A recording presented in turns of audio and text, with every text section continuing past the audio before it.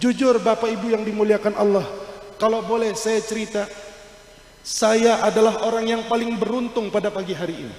Karena kenapa? Jujur, saya tidak pernah mendengar Kiai Haji Ahmad Asrari. Saya tidak pernah hadir di dalam majelis beliau. Saya tidak pernah bertemu dengan beliau. Hanya saja saya memiliki orang tua, Al-Habib Quraish bin Qasim Baharun, yang pandangan beliau kepada Kiai Haji Ahmad Asrari bukan pandangan biasa.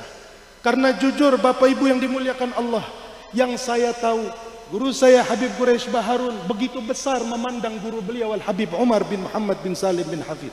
Kalau kepala harus menjadi kaki, kaki harus menjadi kepala, jiwa harus dikorbankan untuk kecintaan gurunya Habib Umar bin Hafid, maka beliau akan korbankan.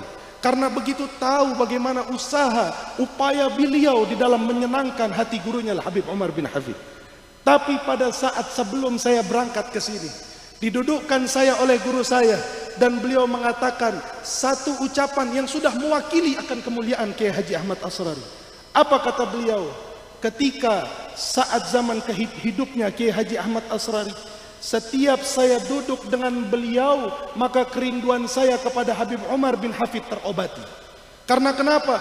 Setiap saya duduk dengan beliau, beliau mengingatkan saya kepada guru saya Al-Habib Umar bin Hafid. Dari perilakunya, dari akhlaknya, dari cara bermuamalahnya, dari cara tutur katanya, mengingatkan saya kepada guru Al-Habib Umar bin Muhammad bin Salim bin Hafid. Maka saya beruntung luar biasa. Saya bukan siapa-siapa. Ini magam bukan magam saya, ini tempat bukan tempat saya. Saya datang ke ini majlis tidak lain dan tidak bukan tujuan saya dua.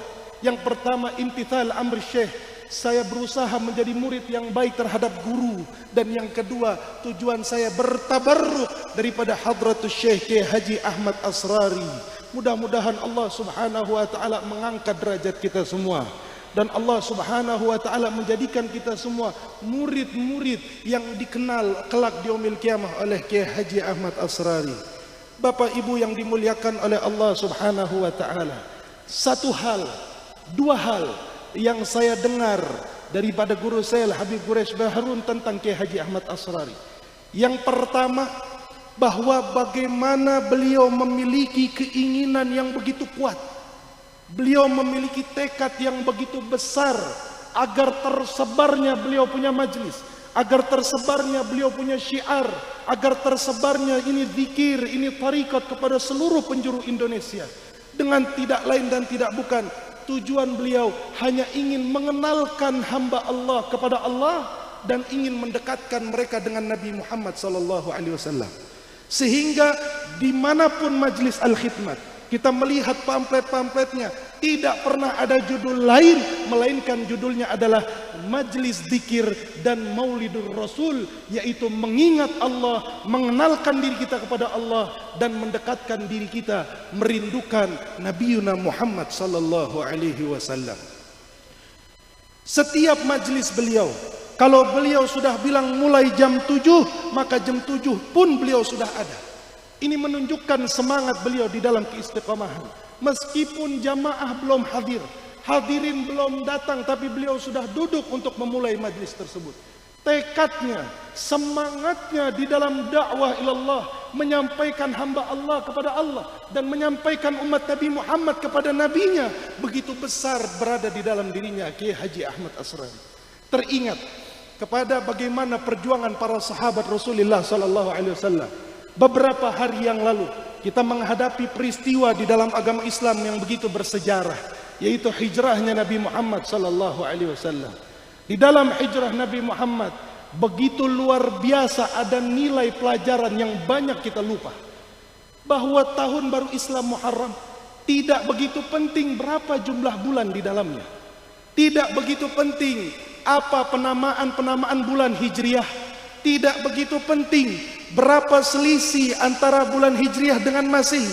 Tapi yang sangat penting di dalam bulan Muharram ini, bahwa ada satu pelajaran, ada satu nilai kehidupan yang sudah banyak dilupakan oleh umat Nabi Muhammad SAW. Apa nilainya? Bagaimana ketulusan kecintaan para sahabat kepada Nabi Muhammad SAW di dalam menyebarkan dakwah Islam. Beberapa hari sebelum hijrah terjadi, Bapak Ibu yang dimuliakan Allah, para sahabat Rasulullah diuji dengan berbagai ujian yang begitu dahsyat. Kaum kafir Quraisy pada saat itu sedang gencar-gencarnya di dalam mencegah tersebarnya dakwah Nabi Muhammad. Kita ambil beberapa contoh daripada sahabat Rasulullah. Contoh yang pertama, yang riwayatnya sering kita dengar ceritanya, bagaimana Bilal ibn Rabah, seseorang budak, bukan orang yang memiliki kedudukan di sisi masyarakatnya, hanya seorang budak yang tidak begitu tampan rupanya, bahkan hitam kulitnya. Dia beriman kepada Allah Subhanahu wa taala dan mencintai Nabi Muhammad sallallahu alaihi wasallam. Di dalam imannya diuji dengan ujian yang begitu luar biasa. Dipanaskan di bawah terik matahari di padang pasir yang begitu panas. Bahkan diriwayatkan seandainya ada daging mentah yang dijemur bersebelahan dengan tubuhnya Bilal ibn Rabah, maka tidak pakai hitungan jam, hanya menunggu beberapa menit saja maka daging itu akan matang. Sudahlah di bawah terik matahari, ditumpukan dengan batu yang begitu besar. Bilal ibn Rabah kondisinya lain dengan kita, Bapak Ibu. Bilal ibn Rabah bukanlah seorang yang lahir dengan kedua orang tua yang beragama Islam. Bilal ibn Rabah bukanlah seseorang yang lahir dan kanan kirinya ada masjid tempat beribadah. Bilal ibn Rabah bukan orang yang lahir di dalam keluarga Islam. Bilal ibn Rabah menyatakan keimanannya hanya baru beberapa bulan saja kepada Rasul sallallahu alaihi wasallam, dan kemudian diuji dengan ujian yang begitu berat. Namun apakah reaksi Bilal?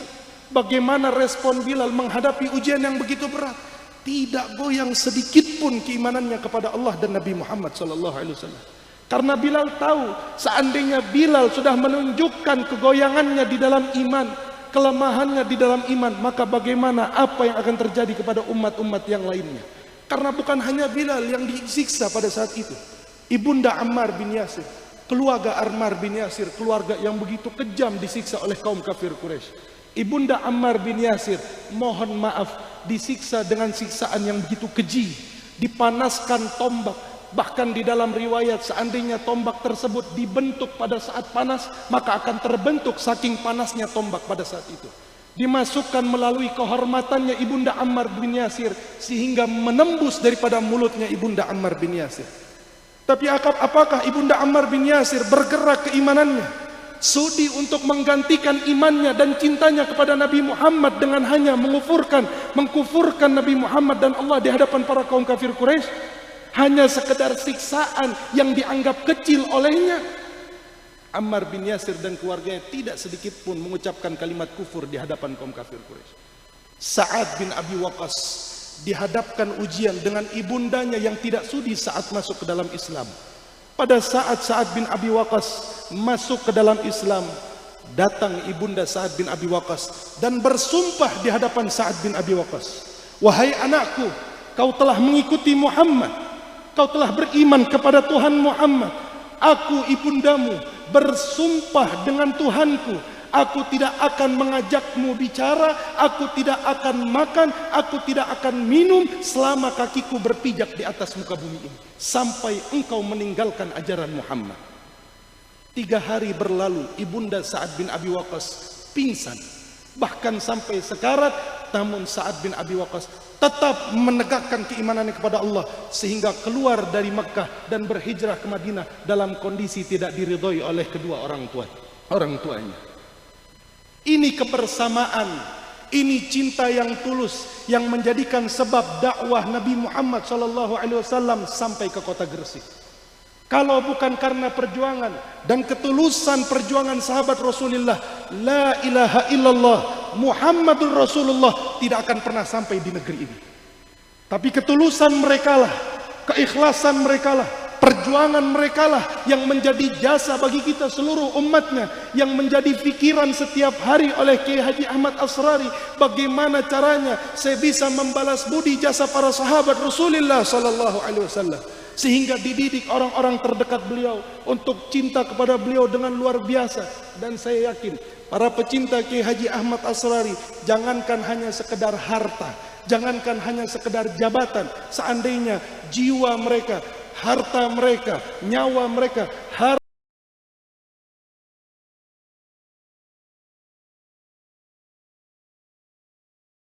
akan dikorbankan untuk mendapatkan keridhaan guru tercinta kita semua, Kiai Haji Ahmad Asrari. Bapak Ibu yang dimuliakan oleh Allah Subhanahu wa taala, maka satu contoh sebelum terakhir bagaimana kebersamaan, ketulusan kita sebagai murid-murid Kiai Haji Ahmad Asrari di dalam menyebarkan, di dalam mewujudkan keinginan beliau, di dalam menyebarkan majelis beliau ini, bagaimana kebersamaan itu akan menghasilkan kebahagiaan. Karena tidak akan ada kebahagiaan tanpa adanya kebersamaan. Satu contoh, ketika seseorang tulus, ketika seseorang betul-betul mengabdikan dirinya untuk gurunya, maka Allah akan jawab mereka, Allah akan bahagiakan mereka, Allah akan hasilkan mereka daripada kecintaan dan ketulusan mereka kepada guru mereka. Satu santri Rasulullah sallallahu alaihi wasallam tidak asing lagi di telinga kita. Beliau adalah Sayyidina Abu Bakar As-Siddiq, seseorang yang persahabatannya dengan Nabi